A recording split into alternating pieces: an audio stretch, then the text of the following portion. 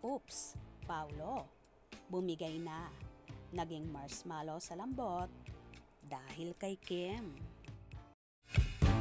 I'm overheated, can hardly sleep at night, doing crazy dreaming, you're the reason why, hiding by the baby. Well, isa nga ang Kim Pao tandem sa super duper sikat at in demand sa mundo ng showbiz landya ngayon.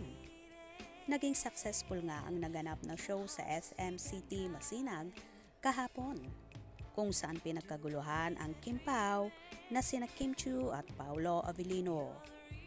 Walang pagsidla ng saya ang kanilang mga tagahanga sa naganap sa dalawa.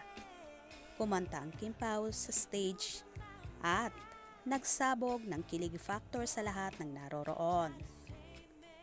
Habang patapos na ang pagkanta ni na Kim at Paolo, kitang-kita naman sa video ang pagpunas ng kamay ng aktor sa kanyang pants bago niya hinawakan sa bandang batok si Kimi na sinisigurado niyang malinis at hindi pawis ang kamay bago niya hawakan ang dalaga.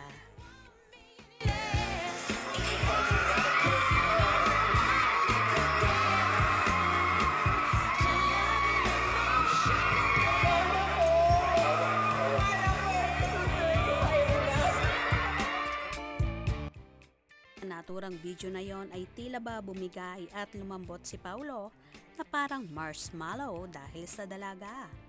Ayon naman kay Kim, ay kinabahan siya sa tagpong yon na akala daw niya ay episode 35 na, kung saan ang tinutukoy niya ay ang serye nila sa What's Wrong with Secretary Kim, kung saan puro kissing scenes ang naganap doon. Kinabahan ba si Kim dahil ba akala niya ay totohanin ni Paulo na halikan siya sa harap ng maraming tao? Siguro nga, mas masaya ang lahat kung talagang itinuloy ng aktor na halikan si Kim na paniguradong dadagungdong ang ingay sa naturang mall na yon.